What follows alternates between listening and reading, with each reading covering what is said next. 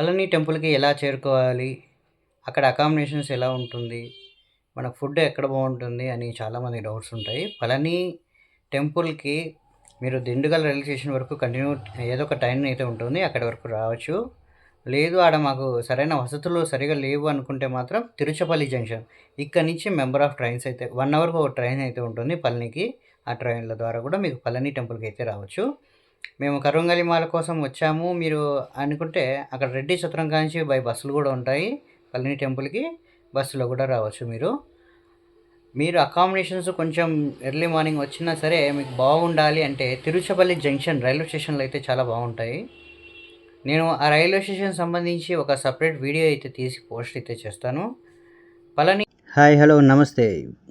యాక్చువల్‌గా ఈరోజు day 1 part 2 video ఇది. పళని టెంపుల్‌కి అయితే వెళ్తున్నాము. రెడ్డి సత్రం దగ్గర నుండి పళని టెంపుల్‌కి అయితే బస్సులు ఉంటాయి. దీని ద్వారా మేము పళనికి అయితే రావడం జరిగింది. పళని బస్ స్టాప్‌కి.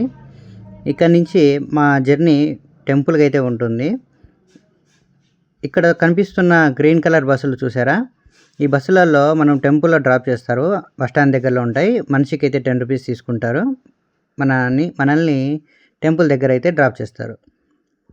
మనం ఈ టెంపుల్ దగ్గర రూపే కానీ లేదంటే మెట్ల మార్గం ద్వారా కానీ వెళ్ళొచ్చు. మేము వచ్చేసి మెట్ల మార్గం ద్వారా బయలుదేరుతున్నాము.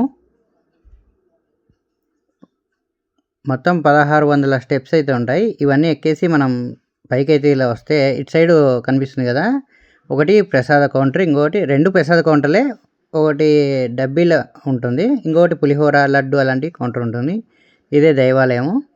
మాకు దేవాలయంలో దర్శనానికి కనీసం 3 అవర్స్ అయితే టైం పట్టింది. ఒక్కొక్కరు 100 రూపీస్ టికెట్ అయితే తీసుకున్నాము. ఫ్రీ దర్శనం అయితే 6 అవర్స్ అయితే పడుతుందని చెప్తున్నారు ఇక్కడ. మా 100 రూపీస్ దర్శనం కాస్ట్ వాళ్ళు వచ్చేసి 3 అవర్స్లో అయితే బయటికి రావచ్చు. మేము వచ్చింది సండే కాబట్టి రష్ ఎక్కువ ఉన్నారు. మేము మళ్ళీ మెట్ల మార్గం గుండా కిందికి అయితే వెళ్తున్నాము.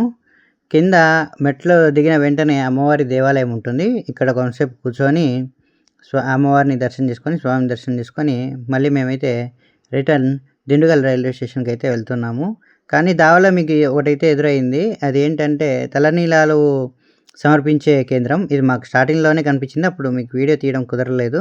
Thanks for watching.